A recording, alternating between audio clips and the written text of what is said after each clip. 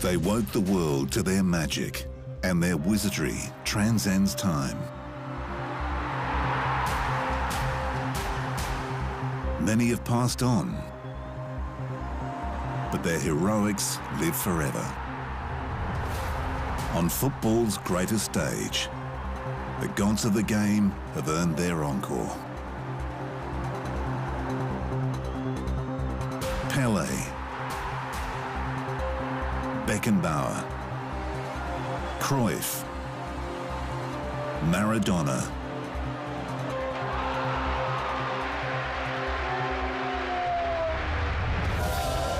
revered today by generations unborn when they weaved their spell. In the streets of South America, up laneways throughout Europe, on the dirt roads of any African village, the deeds of the past inspire the players of tomorrow. It's the cup of hope, the cup of dreams. It's football's biggest prize on the greatest stage of all.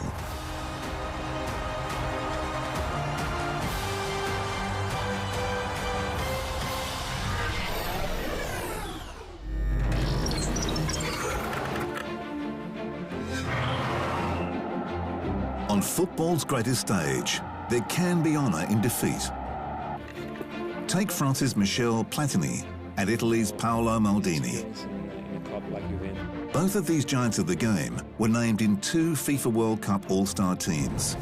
Platini for his role in getting France to successive semi-finals in 1982 and 1986. And Maldini for helping Italy to the semi-final in 1990 and into the final in 1994. Platini is without question one of the all-time greats of football, winning 3 Ballon d'Ors and dominating the 1984 Euro Championship like few before or since. But he has always considered his most beautiful game to be one of the most heartbreaking, the 1982 semi-final against West Germany. France went 3-1 up after scoring twice in extra time, only for the Germans to tie it up before coming from behind again to win 5-4 on penalties in the first World Cup match to be decided in a shootout. In 1986, Platini carried an injured groin into the tournament, but was still good enough to make the All-Star team. In the quarter-final against Brazil, he scored the last of his 41 goals for France, second only to Thierry Henry. Paolo Maldini's successive All-Star teams are even more remarkable when you consider his father Cesare also made the 1962 All-Star team. But Paolo surpassed him, playing in 4 tournaments, 3 with the captain's armband. When he retired from the national team after 2002, his 23 matches were second only to German Lothar Matthäus, and his number of minutes played, 2,216, was the most time ever spent on football's greatest stage. Coming up next, Brazil's coach who oversaw 2 very different campaigns of triumph and disaster.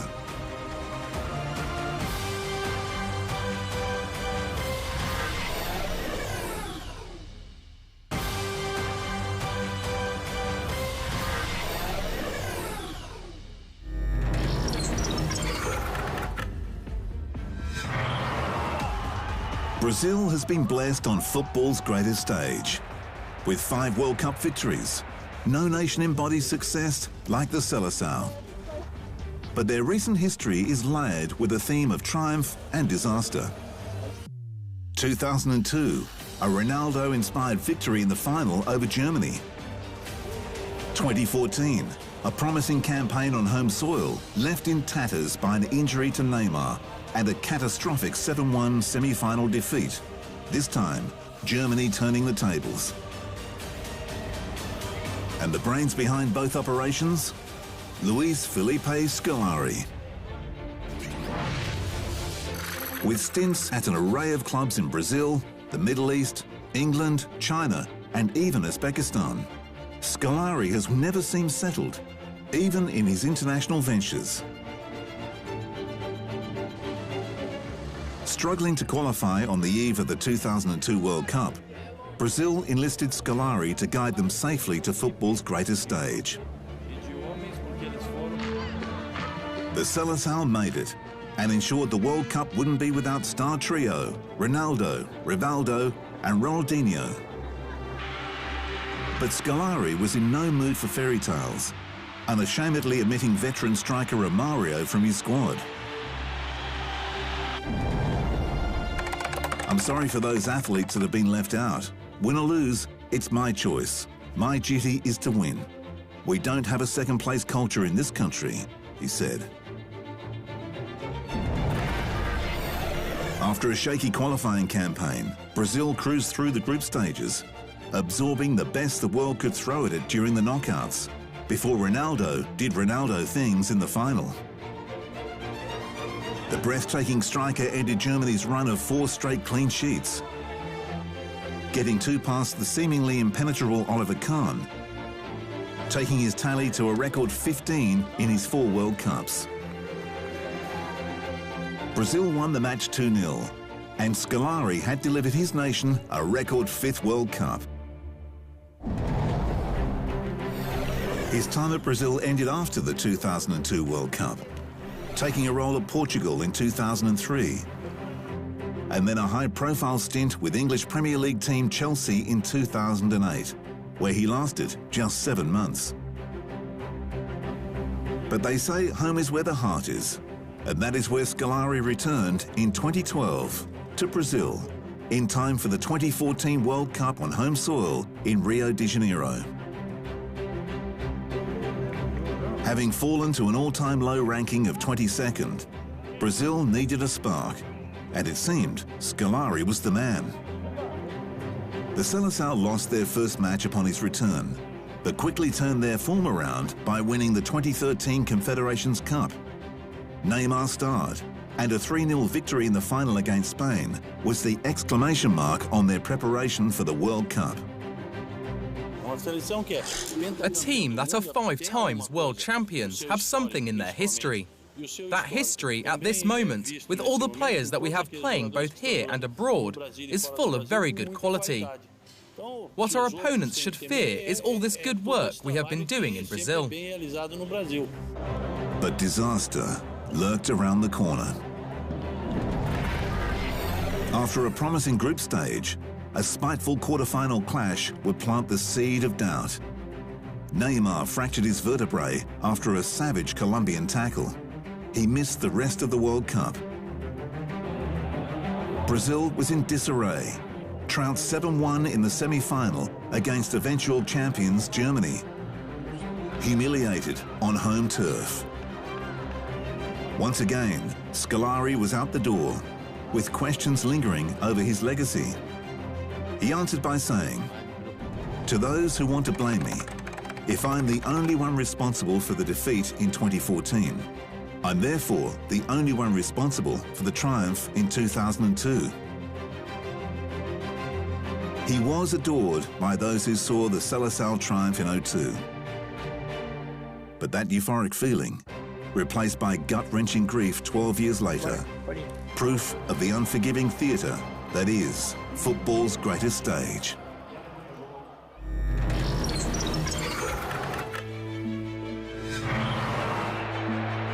Goalkeepers aren't meant to be exuberant. They get in the way. They save goals. That's it. And they're especially not meant to be trendsetters. But with stoppers required to wear outfits that distinguish them from their teammates and the referee, some keepers put plenty of effort into their attire. Russia's Lev Yashin was usually dressed in all green, but after wearing this all-black kit at the 1966 World Cup, he won a nickname that stuck, the Black Spider. England's David Seaman was more adventurous with his patchwork piece at Euro 1996. And of course, Mexico's Jorge Campos liked to design his own kits and clearly didn't hold back. They never used to wear gloves either, until Argentinian Amadeo Carrizo made them fashionable in the late 1940s. But do you know who was the first player to wear the oversized gloves of today? The answer later in the show.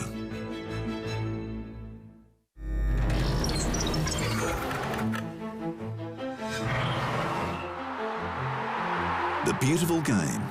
It's a phrase fundamentally Brazilian, even if it did originate long before Pelé and his crew began gift-wrapping their goals with their unique blend of fancy twirls, speed and sparkle.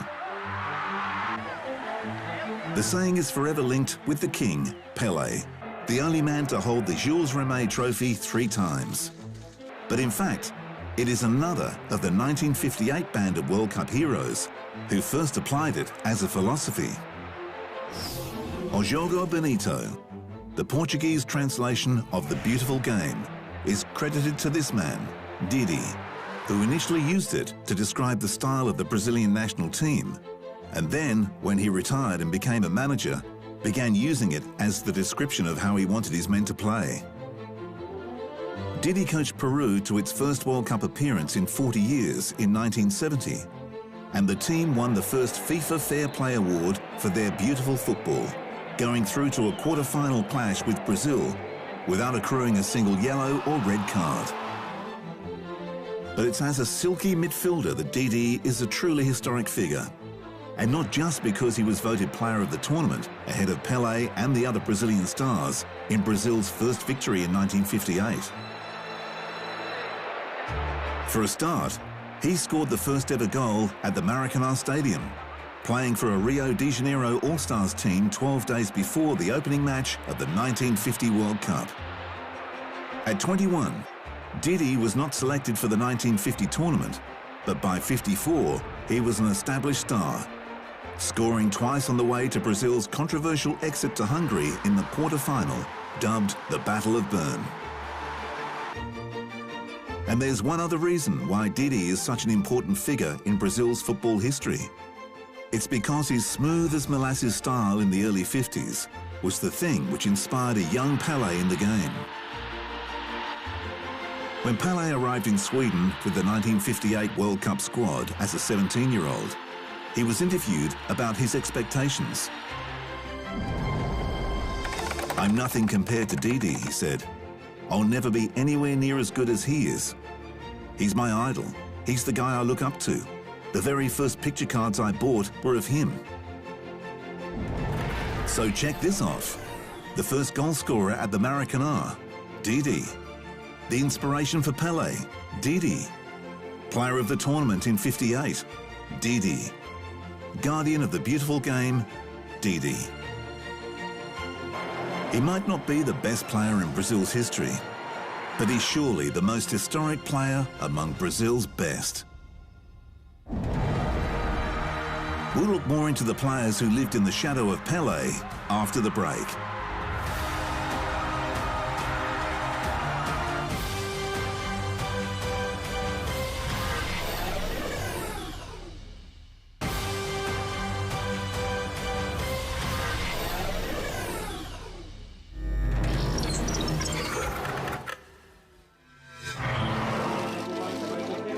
Not even Pelé can win a World Cup on his own.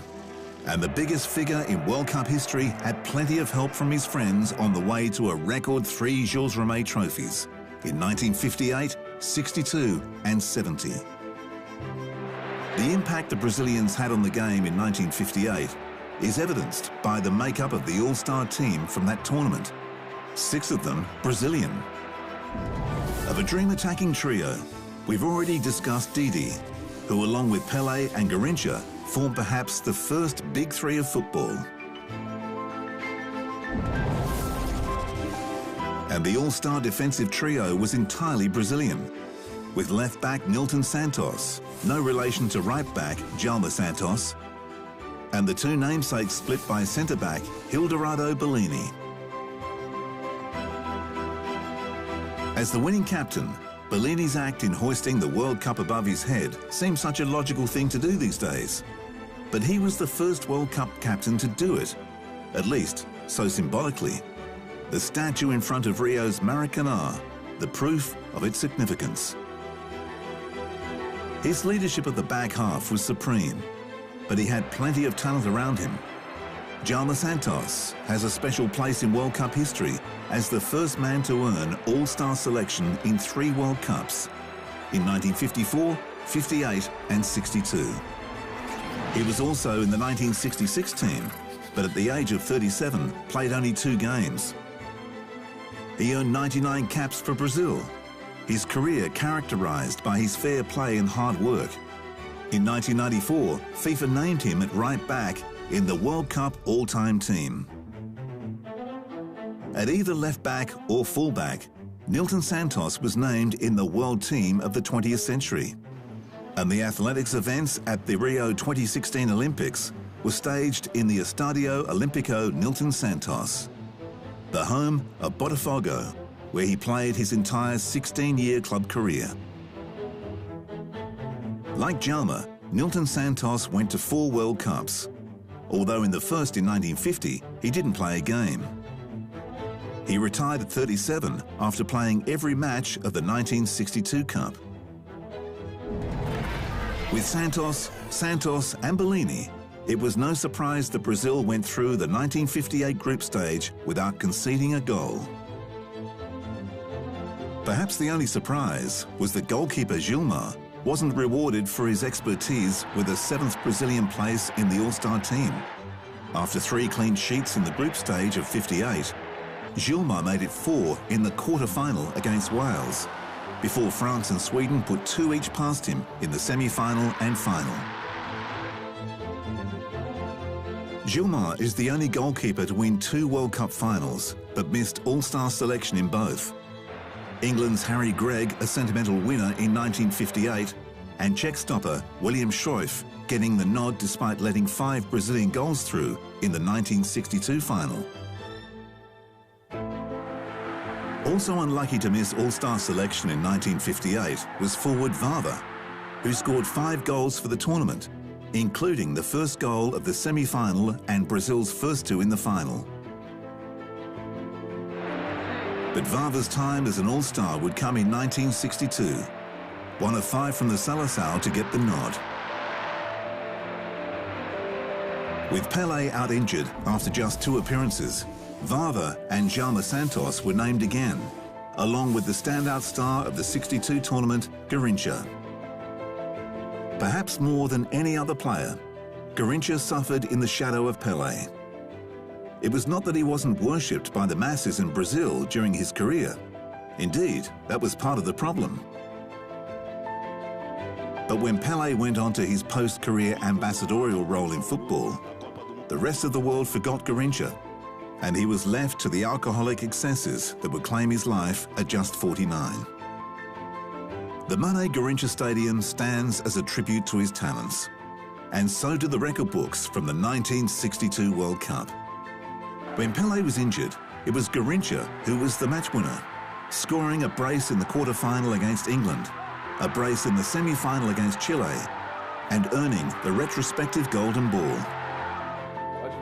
His old Flamengo teammate, Manuel Esperidaão, also known as Manuel Zinho, told of his friend's genius. For me, Garrincha was the best player in the world.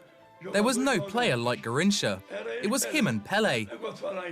If you talk about Cristiano Ronaldo, Messi and Neymar, they will never get close to what was Pelé and Garrincha. We are living in another reality. It's a different generation. The 4th and 5th members of the Brazilian 62 All-Star Club were also veterans of the 58 campaign, midfielder Zito and left winger Mario Zagallo. Zito was a tough, smart midfielder and Pelé's captain at club side Santos, with a more defensive mindset than most of his teammates. That made him one of the most vital, if underrated, performers. Zagallo was small but quick, clever and able to sustain long runs. That's appropriate because Zagallo would also provide the link between the 1958 and 62 teams with the 1970 team. There were only 3 changes in the starting 11 of 58 and 62. The injured Pelé replaced by Amarildo. The centre-back captain Bellini replaced by the centre-back captain Mauro Ramos. And the other centre-back, Orlando, replaced by Zosimo. But with a 12-year gap from 58 to 70, Pelé was the only one to play in both finals. And of course, he had missed the 62 final. The one constant for the three winning final teams was Zagallo, who retired 2 years after his second World Cup win in 62, but was appointed head coach of the star-studded 70 side. Zagallo was the first person to win the World Cup as both a player and coach. And when Brazil won its fourth World Cup in 1994, he was back as assistant coach, rarely far from the national team all the way through to the 2014 World Cup in Brazil. The 1970 victory was the making of Pelé the legend, and the tournament which delivered the Jules Rimet Trophy to Brazil in perpetuity as the first nation to hold it 3 times. But despite his 4 goals and 5 assists to win the Golden Ball as player of the tournament, Pelé was just one of a team of dynamic players. The 1970 side was one of the most dominant teams in football history, winning all group matches and then busting open all 3 knockout games to win the quarter-final by 2 goals, the semi by 2 goals, before a comprehensive 4-1 thrashing of Italy in the final. Pelé's understanding in the forward half with Jairzinho produced 11 goals between them and places in the All-Star team. And they were joined by midfield magicians Gerson and Revellino and the outstanding defender and captain, Carlos Alberto. Brazil would wait 24 years before their next World Cup success.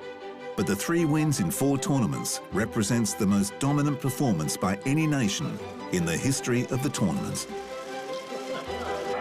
Pelé was the leading man, but he couldn't have done it without a spectacular array of supporting artists on football's greatest stage. Still to come, the West German support act in the 1974 World Cup.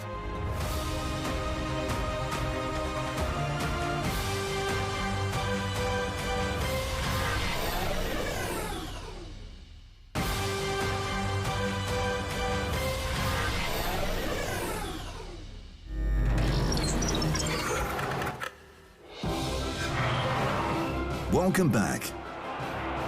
Earlier, we asked who was the first gloveman to wear oversized hand protectors, dubbed Mickey Mouse gloves. And the answer is West German keeper Sepp Maier. But Maier would become more famous for a much better reason, on football's greatest stage.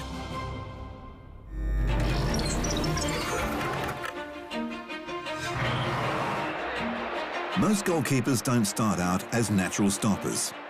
They have their dreams of scoring match-winning goals too. But in the cruel world of children's street football, sometimes it just doesn't work out that way. In the words of German goalkeeping legend Sepp Maier, a player's destiny can be decided on physique. You're the laziest, you're the fattest, you go in goal. That's how Maier found his way to the net, growing up in the Bavarian city of Anzing. But any concerns about his physique and fitness were soon dispelled, as his speed and reflexes earned him the nickname, the Cat from Anzing. And the Cat became one of the greatest his country has seen. Maier was a one-team player and was rewarded for it. He won 3 straight Bundesliga titles and 3 consecutive European Cups with Bayern Munich in the 1970s, after joining the club as a 15-year-old. But it was with his beloved West Germans in 1974 that his reputation grew. With Bayern teammates Franz Beckenbauer and Gerd Müller alongside him, the chemistry shared between the trio would prove an obvious advantage. While the big names earned the plaudits, Maier went about his business, keeping 4 clean sheets in the lead-up to the final against Netherlands. It was a masterful display from the shot stopper, and the West Germans rode the wave of momentum on home soil to defeat an imposing Johan Cruyff-led Dutch side in the decider. Maier couldn't stop an early penalty, but the Germans still won 2-1. Franz Beckenbauer said in the aftermath, "Without Sepp, we would never have won the World Cup." West Germany couldn't progress past the second round in the 1978 World Cup, and Maier received the captaincy for his last 6 games before being forced into retirement after a car accident in 1979. But this loyal servant couldn't be kept away. He was Germany's goalkeeping coach for 16 years, helping nurture Oliver Kahn, while also assisting at Bayern Munich in the same capacity. Selfless, loved and loyal. A pillar for West Germany's success on football's greatest stage.